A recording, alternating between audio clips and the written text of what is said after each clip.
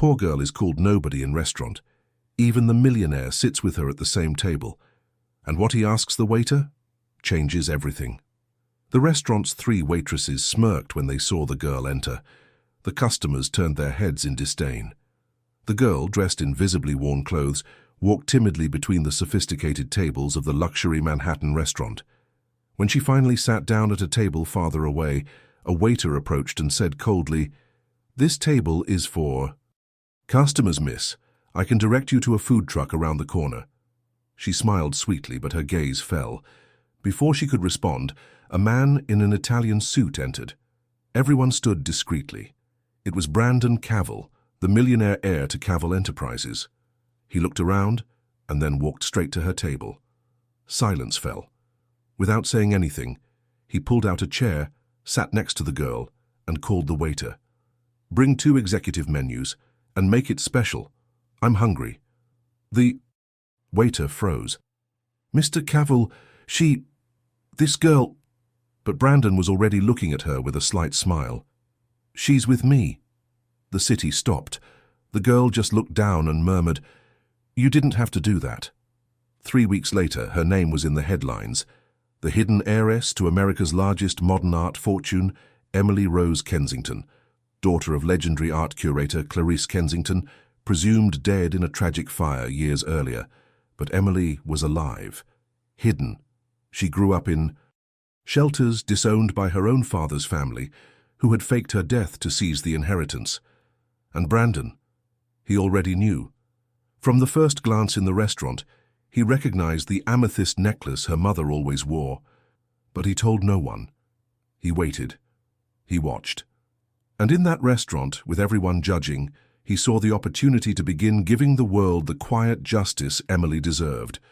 That girl, whom everyone called nobody, was the true owner of a fortune that would dwarf even him. And now the game was just beginning. Before continuing, I want to invite you to subscribe to the channel and like this video so you can continue receiving our real stories. Thank you very much. The restaurant was located on the top floor of a mirrored building in Midtown Manhattan. The glass walls reflected the gray city sky, and the sound of clinking glasses competed with the whisper of well-trained voices, talking about investments, international stock markets, and travel to places where the dollar wasn't worth much. It was a world of control, appearance, and superiority. The waitresses wore discreet heels and practiced smiles, and the customers wore designer suits and watches that cost more than a year's rent in Harlem. Brandon Cavill, the heir to a technology and investment empire, was the most whispered name in the place, and also the most feared. He never needed to announce his presence. The creaking of the revolving door was enough to put the room on alert. But that afternoon before he arrived, something unusual was already catching everyone's attention. A simple-looking girl had entered the restaurant. Old sneakers, faded jeans, hair pulled back in a makeshift bun, and a worn backpack on her back. She looked out of place. Sheereth embodied displacement. Emily walked slowly, as if apologizing for taking up space. She didn't look anyone in the eye, not even the waiters, who pretended not to notice her presence, though their eyes screamed irritation. "Lost." "Your way to the square," a woman in a red dress murmured to her friend, eliciting suppressed giggles. Emily swallowed the comment. She walked to the only table that seemed vacant and sat down. She had no idea if she could pay for anything there. In truth, she had entered the restaurant only to escape the rain that threatened to fall outside. But now, inside, she was certain. She had made a mistake. The waiter arrived like an elegant storm. "Miss, this area is reserved," she tried to explain. "I just need some water. I can pay for it, that's all." The man interrupted her with a sour smile. "There's a McDonald's on the corner." Embarrassment flushed the young woman's face, but she stood firm, trying to maintain some dignity. And then, the silence was cut by a metallic sound, determined footsteps. Brandon Cavill had entered, eyes turned immediately. Brandon wore a dark grey suit, impeccably tailored. His hair was perfectly combed, his face slightly serious, but with an undeniable charm. He wasn't just handsome, he was feared. He could buy half the people in that restaurant without feeling it in his pocket. Seeing Emily being treated like an intruder, he stopped for a second. He observed, he analyzed, and then he did the unexpected. He walked to her table. The waiter turned, confused, but didn't have time to ask anything. Brandon pulled out a chair and sat next to the girl with the backpack. The whispers began as small waves, then became whirlwinds. The woman in the red dress stopped breathing. The manager exchanged glances with the hostess, but Brandon remained calm, and in a firm tone he said, "2 executive menus, please, and a bottle of the 2012 Sauvignon Blanc." The waiter hesitated, then nodded. Emily stared at him, perplexed. "Why?" Brandon shrugged. "You seem like someone who has a lot more to say than they're letting on." She smiled, confused, and for the first time in a long time, she felt something like respect. The atmosphere in the restaurant changed. The smiling masks were now rigid, contorted with envy. Brandon chatted with Emily as if he'd known her for years. He asked about her tastes, her ideas, her favorite books. She flinched at first, but gradually began to loosen up, enchanted by this man who treated her as an equal, even with furious looks from everyone around. It was as if he protected her without saying it, and she felt it. At the end of the meal, Brandon stood, left a generous tip, and offered Emily a ride to the subway. She shyly declined, but before leaving he said, "We'll see you again," and he left as if nothing had happened. But something had, and that would begin to change everything. Emily wasn't born invisible, but she was slowly erased. Her first home was an art-filled loft, among expressionist paintings and antique furniture, that told stories older than her parents. Her mother, Clarice Kensington, was a revered name in New York museums. A brilliant and passionate curator, the daughter of one of the most established families in the American art scene. As for her father, well, he couldn't bear to live in the shadow of such a great woman, and that's how everything began to crumble. When Emily was just 6 years old, her life went up in smoke, literally. A fire consumed their apartment. They said it was an accident. Clarice died instantly. Emily survived because she was sleeping at her nanny's house that night, but no one in the family came to pick her up. Nothing. Just silence. The funeral was held without her. Her existence was deliberately ignored. She was taken to a children's shelter in Queens, and there she spent the next few years as Emily K., without a last name, without a story, without a place. In the cold corridors of the shelter, she learned not to expect affection nor truth. She developed the habit of silent observation. Children came and went, adopted by families who wanted babies or less complicated stories. She grew up invisible, a shadow. At 12, a social worker handed her a backpack and an address, a foster home in Brooklyn, with an elderly woman who barely spoke to her. By 14, she was already taking care of the house alone, working odd jobs, cleaning public school hallways, and taking night classes. She learned to live with an empty stomach and a full head. She read everything she could, borrowed old books from community libraries, and devoured Dostoevsky novels, stories about art, philosophy, and museums she herself had once visited as a child. The only physical reminder of her mother she kept was an amethyst necklace wrapped in a linen cloth. She never took it off. She felt it kept her alive, even when everything inside her wanted to give up. She grew angry, but it was a silent, contained anger. She never hated anyone. She just remembered. She memorized their names, their expressions, their gestures of contempt, and she transformed all of this into something: focus. She knew she needed to survive, and survival was a kind of revenge. At 17, she tried to contact her maternal family. She wrote letters, made phone calls. All were ignored. She began to suspect something was wrong. She searched through archives, found erased documents, inconsistencies in dates, inheritances transferred quickly. And then she understood it wasn't an accident. It was a silencing. Emily, now 23, worked as a librarian at a community center in the Bronx. She made small charcoal portraits to sell for pocket change in Union Square on Saturdays. She hoarded money like someone building trenches, and she researched a lot. She was getting close. She already knew her mother's fortune had been taken by a distant cousin, someone who was now an art collector, and who kept Clarice's paintings locked away in a mansion in Connecticut. But Emily didn't want to scream. She wanted to return everything to its true form with silence, poetic justice, art. And it was that day, when rain began to threaten to fall in Manhattan, that she decided to go into that restaurant. She wasn't hungry, but she wanted to observe the faces across the city, the ones she would one day have to face. And then Brandon Cavill appeared. That morning, Emily had left home with only $8 in her wallet and a folded notebook tucked into the bottom of her backpack. She had spent the early morning sketching an art installation she wanted to create one day, The Weight of Silence. Each sculpture would represent a moment when her voice had been erased. She knew she might never be able to exhibit it, but she drew as if her soul depended on it. Late that morning, after a failed attempt to sell 2 portraits in the square, she decided to walk through Manhattan, looking for a coffee shop where she could use the Wi-Fi to submit a resume. But the heavy clouds pushed her into the first place she saw, an upscale restaurant where she clearly didn't belong. Still, she went in. The first reaction came from the hostesses, who glanced at each. Other with subtle mockery, as if it were obvious the girl was lost. "Table for whom, dear?" one of them asked. "For me. Any table." Emily's gentle tone didn't soften the judgment in the woman's eyes, but the restaurant was empty. Unable to deny it, they pointed to the farthest table near the window. Emily sat there. She watched. She felt the stares, and wished she could disappear.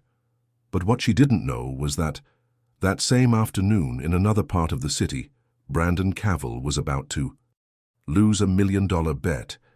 It all started 2 weeks earlier, at a private party for high-ranking financial figures. Brandon, heir to Cavill Enterprises, was known for his coldness with numbers and his disbelief in any kind of human sensitivity. "Nobody does anything worthwhile without money," he said. "People are products of convenience." Over dinner, one of his partners teased him. "What if you bet that you could make any stranger seem valuable in the eyes of the world, just by standing next to her?" He laughed. "You mean turn a nobody into a somebody?" She nodded. "Pick a random, ordinary girl, take her to one of your restaurants, sit with her, see what happens." Brandon found it amusing. It was a stupid game, but he liked being right. "Deal. In 2 weeks I'll choose someone, and you'll see how even the most insignificant shadow turns into a diamond when it's in my light." The woman smiled, satisfied. And so, the bet was born. Brandon spent days observing, studying expressions, faces, but nothing surprised him. Until that afternoon he saw Emily being ridiculed at the restaurant entrance. He saw her gaze lower, but her pride remained. He saw the necklace around her neck, that necklace, and everything froze inside him. On the outside, it seemed like just another step in the game. But inside, something roared. She wasn't just the ideal girl to win the bet. There was something there, a spark of a story he didn't yet understand. So he approached. He sat down. He ordered the dishes, and began the movement that would change not only her life, but his as well. Brandon always had an almost surgical ability to manipulate atmospheres. He knew the right tone to make a waiter tremble, the right timing to silence a room, and the exact look to turn a criticism into a confession. But when he sat across from Emily, something went off script. She didn't look at him with adoration, nor with fear. Her eyes, large and dark amber, held a rare steadiness, as if they'd crossed deserts where luxury meant nothing. That disarmed Brandon inside, even if he didn't show it. He ordered the dishes with the same coolness with which he signed contracts, but with each passing minute, he no longer saw the nobody of the bet. He saw questions, and in the silences between sips of wine, he heard truths that no one inside him would be able to bear. Emily, for her part, tried to understand why this man, clearly beyond her control, had decided to share a table with a stranger. "Is this a prank?" he asked almost childishly. Brandon feigned nonchalance. "It's just lunch." But she insisted, "You have no idea who I am." He smiled. "Maybe you don't either." And there, with that sentence, he touched a nerve she'd hidden even from herself. Emily looked away. She clutched her napkin like a shield. She felt exposed. But strangely, she didn't want to leave. Because even though she was suspicious, there was something about this man that didn't treat her like trash. For the first time in years, she felt seen, not as a pitiful thing, but as someone who mattered. Brandon realized the delicacy of that barrier, and for the first time in a long time, he let his guard down. He told her in short sentences that he hated the hypocrisy of his own environment, that he had grown up eating silence at gala dinners, that he admired people who knew how to be alone. Emily listened and responded. She talked about art, about how each brushstroke carries a scream, about how the world fears those who feel too much. Brandon couldn't look away. She didn't know it, but in that moment, he had already forgotten the bet. He had already forgotten the woman who had challenged him, and most of all, he had forgotten the idea that only he could transform someone, because Emily was transforming. The meal ended without dessert, but with something denser than any lavender mousse, a silence filled with meaning. Brandon stood, helped her with her backpack, and, in an unusual gesture, held her hand for a moment before letting go. "You have courage in your eyes. I hope you know how to use it." She didn't respond, but she walked the streets as if she were regaining her name. He, for his part, stared out the car window for almost an hour, unsure of exactly what he had begun to feel. He only knew one thing: that girl wasn't part of any game. The following week, the bet resurfaced. Brandon tried to forget it, but the partner who had challenged him made a point of reminding him.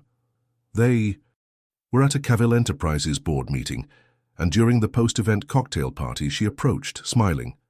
"So, Cavill, where's your nobody?" The phrase came like a bolt from the blue. He covered it with a sip of champagne. "Not quite what I expected."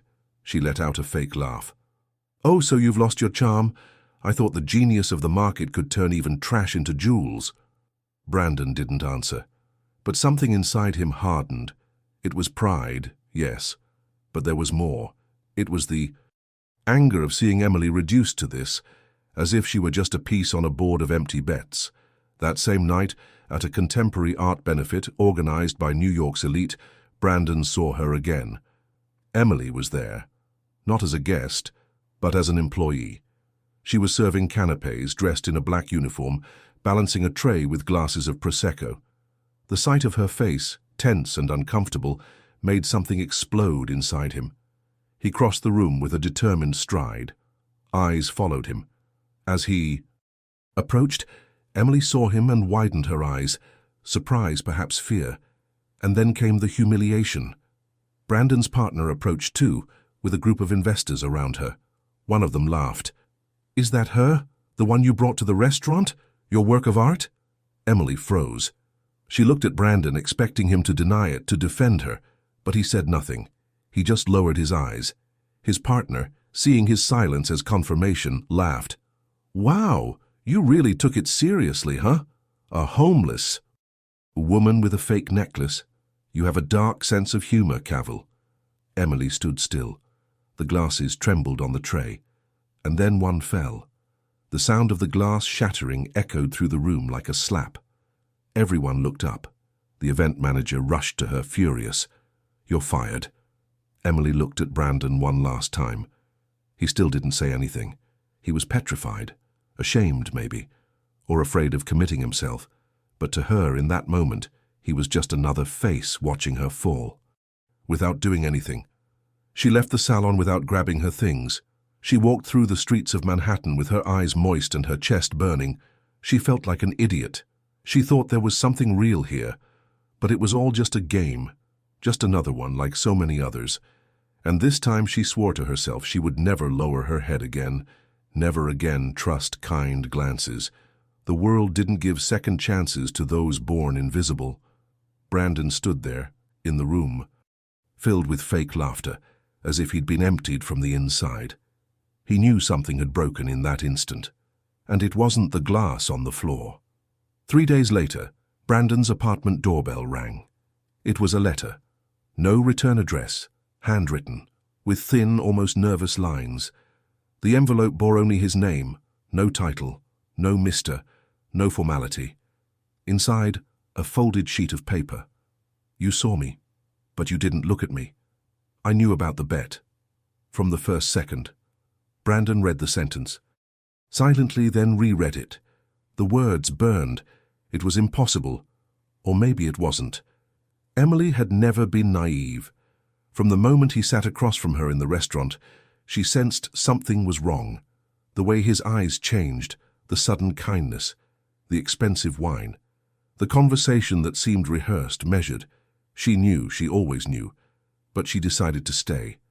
Not out of submission, but for a reason he would never understand, observing the kind of man the world called untouchable.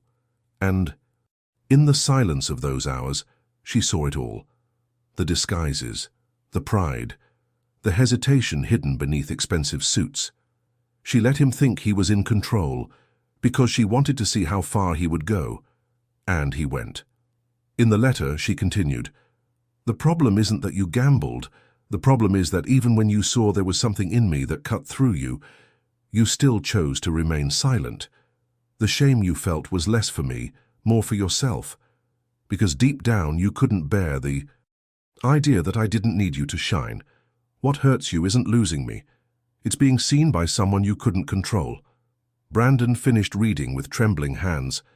That girl he thought he could manipulate had dismantled him. Simple words, yet razor-sharp. He saw himself naked there for the first time, a man who never knew how to be truly looked at, who always needed to win to exist. And now he had lost, not money, not status, but something rarer, the respect of someone truly worthy. At the end of the letter, a message. "Don't look for me, don't follow me, just reflect. And when you pass someone who seems like a nobody, remember me, because next time, maybe it won't be a gamble, it'll be you." Brandon sat with the paper between his fingers for hours, and that night he didn't sleep. For the first time, he felt like he wasn't the master of the narrative, and it destroyed him. Silently. Brandon spent the next few days obsessed. He tried to maintain his routine. Meetings, calls, million-dollar decisions.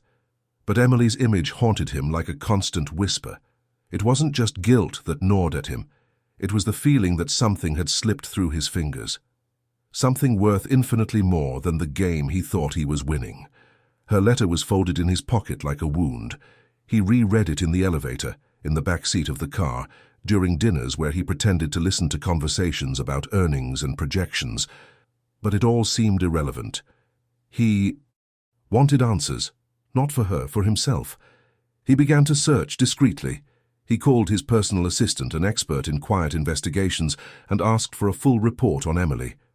"Nothing official, and nothing she can find, understood?" he said quietly. 3 days later, the report arrived. Brandon opened the envelope one sleepless night, sitting alone in his library, and then, page by page, his expression began to fade. Name: Emily Rose Kensington. Date of birth, May 3rd. Daughter of Clarice. Kensington. Reading that name, the ground seemed to drop away. Brandon knew Clarice, or rather he knew her work. His mother had been a passionate collector, and he had grown up hearing the name Kensington whispered between the walls of exhibitions in Paris, Milan, and New York. Clarice wasn't just a curator. She was a legend in the art world, and she had died tragically in a fire, according to the newspapers, leaving her daughter an orphan. But Emily, she was never mentioned. Brandon flipped through the file with more urgency. There were the shelter records, the comings and goings between foster homes, the rejected guardianship applications, the silent struggle to reclaim any connection to his own history. Old photos of Emily as a child, holding a small art book, wearing the same amethyst necklace she wore at the restaurant. The same necklace he recognized instinctively, but couldn't remember where it came from. Now he knew. It was Clarice's. It was like a blade in the middle of his chest. There was more. Legal records indicating that part of Clarice's estate had been transferred after her death to a distant nephew based on questionable documents. The case had been hushed up, and Emily's existence had simply been erased, as if she had never existed. Brandon felt a lump in his throat. What he had done wasn't just a petty gamble. It was a cruel repetition of the exclusion she had faced her entire life. He had become another in the cycle that tried to erase her. He read an excerpt from the report with teary eyes. Emily currently lives in the basement of an abandoned office building in the Bronx, where she has improvised a clandestine studio with sculptures made from recycled materials. She survives by giving handmade portraits and small art classes to local children. Brandon dropped the file onto the table. This wasn't a nobody. She was a survivor, a woman who spent her life fighting silence and yet continued to create, teach, love. And him, he had been just another face of contempt, of arrogance, of the system that always thought it could buy everything. That early morning, Brandon stared at his own reflection in the dark window. For the first time, he didn't see a millionaire. He saw an empty, fragile man who thought he controlled the world, and now discovered he was just another blind man in the storm. Emily had seen everything in him, even what he hid from himself, and that was unbearable. Emily disappeared from the city like a shadow, determined never to be seen again. Her makeshift basement studio was left behind, along with her sketches, her materials, even the thin mattress she slept on wrapped in donated blankets. The children at the community center noticed her absence. The librarian with whom she shared shifts called for days on end with no answer. By the end of the second week, there was no trace, no sign of her on social media, no bank transactions, nothing. It was as if she had vanished into thin air. Brandon felt the weight of silence in every gesture. He visited the community center where she taught. He talked to the children, listened as she used scrap materials to create sculptures with hidden meanings. One boy told him she said, "Everything the world throws away can be reborn as beauty." Brandon felt it like a punch. She was talking about herself. She was the beauty the world tried to erase. He visited the square where she sold portraits. The bench she used to sit on was now empty, covered in leaves. A hot dog vendor said he hadn't seen her in days. She was quiet, but she smiled beautifully. It seemed she saw things no one else saw. As the weeks passed, Brandon began to feel an absence that went beyond guilt. It was a raw longing, but not just for Emily. It was for the feeling she evoked in him, of having to be real, true. She forced him to face who he truly was, and now, far from her, he found himself surrounded by faces that only reflected convenience, status, hypocrisy. The invitations to events kept coming. Business boomed, but Brandon couldn't smile anymore. He started turning down lunches. He cancelled dinners. He began visiting museums alone. He would stand before paintings for hours, trying to understand what he had previously ignored. One late afternoon, he saw a Clarice Kensington sculpture on private display and was transfixed. It was a twisted iron female torso with a hollow chest crisscrossed by copper wires. The sign read, "The Body That Remembers." For the first time, Brandon cried in public. Days later, he returned to the old building where they'd found Emily's makeshift studio. He broke down the door and entered.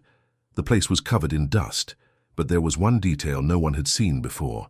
In a corner, an unfinished installation of iron pieces and torn books, and in the center a blank canvas with a single sentence written in charcoal. "What's left when they take it all away?" Brandon fell to his knees. It wasn't just art, it was a scream. It was at that moment that he understood. Emily hadn't run away. She had retired. He had chosen to disappear, not out of fear, but out of dignity, to preserve what was left of himself, and he, who for an instant had access to that world, desecrated it with his cowardice. Emily was gone, and now he didn't know if he would ever have the right to see her again. Emily's absence was like a silent crack beginning to widen the perfect structures of Brandon Cavill's life. At first, no one noticed. He still showed up. To meetings, closed deals, kept his hair impeccable and his expression controlled. But behind the mirrored glass of his penthouse and the Italian leather of his boardroom chair, the empire was beginning to suffer tremors, not financial, but moral, and they would be enough to bring him down. The first blow came discreetly. An opinion piece published in an independent art magazine titled "Gambling or Abuse." The text didn't name names, but it detailed the story of a young, invisible artist used as a pawn in a cruel bet made by an heir to a financial empire. The story went viral. The hashtag #NingemNingem took over social media. Photos of sculptures similar to Emily's began circulating. Small community exhibitions began showcasing works left behind by her, recovered by neighborhood children and peers. The pieces bore words like erased, silenced voices, and survivor. Brandon tried to remain silent. He thought, as always, the storm would pass. But this time, it didn't. The partner who proposed the bet was anonymously identified by a former employee. Internal messages were leaked. Screenshots of jokes about the restaurant girl were released. A video in which she said, "Emily's art is the most sophisticated garbage I've ever seen," was released and quickly condemned. Feminist groups, artist collectives, and even former Cavell Enterprises employees began speaking out. The company, once a symbol of elegance and innovation, became associated with arrogance and exploitation. During a charity event, a guest artist publicly declined an award from the Cavell Foundation. On stage, in front of cameras and business people, she said, "I do not accept honors from an institution that turns the pain of the invisible into entertainment." Brandon was in the audience. The cameras panned him. He didn't react. He just stared at the ground, as if he no longer had a face. In the following days, dozens of young artists began to tell their stories. Indecent proposals, veiled contempt. Doors closed because they didn't belong to the circuit. Emily became a symbol, a gentle, rebellious ghost who had touched places no one wanted to look. The press pressed her. Who was the girl from the restaurant, they asked, but no one knew, and this only fueled the myth. Brandon began to be shunned by colleagues. Business partners left him out of important meetings. Investors began to rethink his image as the public face of the company. His reputation, once carved in stone, was now dust. The streets he began to be recognized, but not with admiration. "That's him," they whispered, "the guy from the bet." One afternoon, he walked into a coffee shop and overheard two young women talking about an exhibition called Nobody. One of them said, "They say she really existed, that she was used by a billionaire as entertainment, and yet she forgave." Brandon left with shaking hands. He didn't know if it was worse to be hated or to be remembered as the one who destroyed someone and yet received the forgiveness he didn't deserve. The city that once bowed to his steps now looked at him with judgment, not for losing money, but for having lost his soul. And Emily? She remained absent, but present in every corner, in every sentence, in every sculpture made by silent hands that finally found a voice. In the growing solitude that now filled his glass-enclosed penthouse, Brandon Cavell began descending the interior stairs he had avoided all his life. No cameras, no applause, no agenda. Just him, and a silence that had finally become unbearable. For weeks, he had pretended to ignore the erosion of his image, but the truth was, it wasn't the public that hurt him most. It was the mirror itself. He sat in the dark, remembering the sound of glasses falling in the ballroom at that party where Emily's humiliation had been applauded with stares. He replayed in his mind the moment he had remained silent, cowardly, and he was finally beginning to understand the price of omission.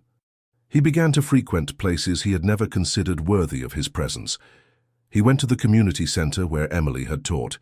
He sat silently in the back of the art room without asking permission. The children recognized him. Some pointed, others simply ignored him. A little girl approached and asked, "Are you the man who made the girl sad?" Brandon froze. He swallowed hard and nodded, his eyes downcast.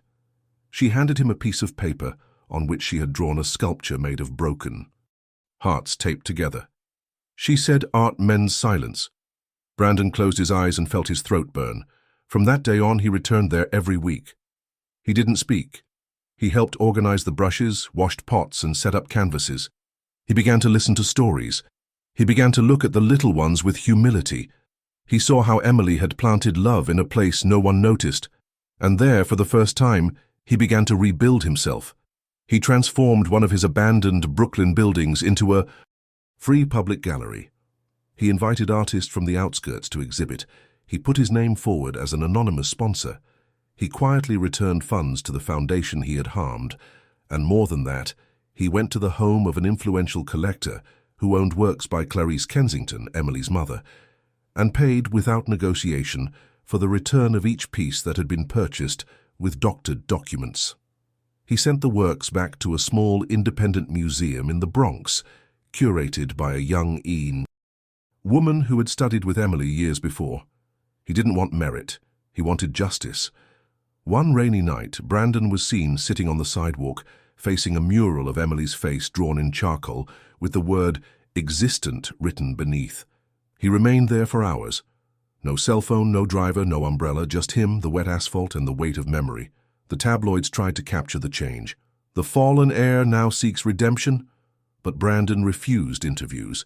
He rejected invitations. He wouldn't talk to anyone about her, not even the therapist he'd begun seeing weekly. His transformation was silent, as it should be, because now he understood the value of what he'd lost, the chance to be true to someone who saw him whole, without expecting anything in return. And deep in his chest, a single question hammered, is there still a way back? The reunion happened when Brandon had already stopped waiting. It was a cloudy autumn morning in the quiet lobby of a newly opened community gallery in Harlem. He was there to visit an art installation made by homeless youth, a project he had anonymously funded. He arrived early, before the crowds, as he had been doing lately, inconspicuous, hidden behind a simple coat and a quiet weariness in his eyes. He walked among sculptures made of cracked wood, twisted iron, and broken glass. Everything pulsed with pain and beauty. And then, as he folded back a small white canvas partition, he saw her. Emily stood before a sculpture of an armless female body, made of concrete and feathers with red threads intertwined at chest level. She wore a simple beige coat, the same amethyst necklace around her neck. Her back was turned, but he recognized her immediately. The world stopped. For a moment, Brandon held his breath. He didn't know if he should speak, if he should run away, if he should just watch. But, as if sensing his presence, she turned, and the eyes that met his weren't filled with anger. They were calm, painfully lucid. She didn't smile or frown. She just stared at him, long, as if measuring what was left in him. He, on the other hand, could barely hold her gaze. He took a few steps forward, his heart beating like an out-of-time drum. When he finally stopped in front of her, his voice came out as a broken whisper. "I've been looking everywhere for you." She stared at him for a few more seconds. Then she replied, with a calmness that completely disarmed him, "You never needed to look for me. You just needed to really look." The words fell like a soft blade. Brandon felt the weight of each one. He tried to say something, but she raised her hand slightly, signaling silence. Then she pointed to the sculpture beside her, a piece made of cracked mirrors and an empty frame. "That was me trying to understand how people saw me." Brandon approached the work and saw his own reflection multiplied, distorted, broken. He saw himself as Emily had seen him that night, torn between pride and fear. "You've changed," she said finally. It wasn't a question, it was a statement. Brandon nodded, his eyes watering. "I don't know if what I did can be undone." Emily lowered her gaze for a moment. Then she looked back at him. "It can't, but it can be transformed." The time between them was thick, a painful pause. People were beginning to arrive at the exhibition. A group of students passed in the background. But there, between them, the world was only silence. Brandon took a small wooden box from his pocket. He opened it. Inside was one of the miniature sculptures she'd left in the abandoned studio. He'd restored it. "I kept this because it's the only thing that still reminded me of who you were before everyone started talking about you." Emily picked up the sculpture gently. She ran her fingers over it. She took a deep breath. And then, for the first time since she'd reappeared, she smiled. But it was a sad smile, full of echoes. "The problem was never what you saw in me, Brandon. It was what you didn't see in yourself." He didn't answer. He knew there was still an ocean between them. But there, in that unexpected reunion, amidst shards, mirrors, and reborn art, something was beginning to be stitched together, not as it was before, never as it was before, but as it could be if he deserved it. And in that moment, for the first time in a long time, Brandon Cavill didn't feel like he needed to win. He just felt like he needed to be. Her decision came without anger, without shouting, without revenge. It came with the quiet calm of someone who had to survive abandonment, contempt, and oblivion. And yet, she chose beauty. Emily stared at Brandon for long seconds. He still stood before her, hesitant, his shoulders slumped and his eyes tearful, as if begging not for forgiveness but for meaning. She held the small sculpture he had given her, as if it were a piece of the past finally returned to her hands. And then she spoke, with a softness that cut deeper than any scream. "You won't lose me, because you never had me." Brandon lowered his eyes. That sentence was more than a goodbye. It was the truth he'd always feared facing. Everything he thought he controlled, the money, the attention, the surroundings, none of it worked here in front of a woman who'd learned to be free through pain. He tried to argue. "I've changed. I know this doesn't erase what I did, but everything I'm trying to do now is because—" She interrupted him with a light wave of her hand. "You don't need to justify yourself, not anymore. I know you've changed, and I see that. But what happened between us wasn't love, it was a collision. I was the mirror you shattered, and now you're trying to rebuild it with the shards. But I'm not that frame anymore. I'm something else now, and that something doesn't fit into your world anymore." She said everything without rancor. That was what hurt Brandon the most, the fact that she didn't try to hurt him, because the real punishment was that she would move on, in peace, and he would stay. Emily walked over to the sculpture of cracked mirrors and glued the miniature he'd given her right in the center of the frame. "This belongs here. This is where the pain ends, and where my story continues." He watched her with a lump in his throat, fighting the urge to beg, to hold her hand, to ask for another chance. But he knew. This kind of forgiveness wasn't an invitation. It was liberation. She walked toward the exit, but before she went, she turned one last time. "You taught me that even those who hurt can feel, and that gave me the courage not to hate." And then, like someone unhurriedly closing a book, she turned and left. Brandon stood there, motionless, before the frame where the sculpture rested. The room was now full of visitors, but he heard only the silence within himself. For the first time, he felt no guilt, no relief. He felt understanding. She hadn't left him. She had simply chosen herself. And in that moment, Brandon understood. Forgiveness wasn't the door that opened for us to return to what we'd lost. It was the road that allowed them both to move forward, never to cross paths in the same way again. Months later, in a low-key gallery in Queens, a new exhibition opened to the public. There were no big announcements, no millionaire sponsors, just a simple banner at the entrance with handwritten letters. Final exposition, Those Who Were Called Nobody. The curatorship was by E. Kensington. Inside, the atmosphere was hushed, almost sacred. The walls were painted a matte white, and soft lights illuminated each work with reverence. The sculptures told silent stories, outstretched hands made of wire, broken necklaces glued together with resin, faceless portraits carved from old wood. In the center of the room stood a single isolated piece, a cold concrete bench facing a completely black canvas. No lines, no signature, just a title engraved in bas-relief. Common Void. In front of that screen, Brandon Cavill sat, alone. He wore simple clothes. No one recognized him, not the photographers, not the curious.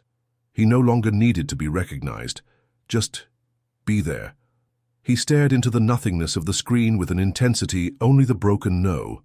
Beside it, a discreet installation displayed the sculpture of the frame with cracked mirrors, but now the shards were glued together with liquid gold thread, a technique inspired by Japanese kintsugi. At the base, a single phrase, in charcoal: "Everything that breaks can blossom, but never the same." Brandon stood up slowly. He ran his fingers over the sentence, and without a word, he left the gallery. Outside, the sky was beginning to darken. There was wind and the smell of wet earth. On top of the neighboring building, a freshly painted mural caught the eye. A woman with her eyes closed, smiling slightly. Around her neck, an amethyst necklace glinted in the sunset light. Above her, painted in small letters, it read, "Shima was never anyone. We just didn't know how to look." And then the black screen remained there, untouched, without explanation, like an ending that can't be explained. It can only be felt, and whoever understood, understood. If you've made it this far, it's because this story touched something deep inside you.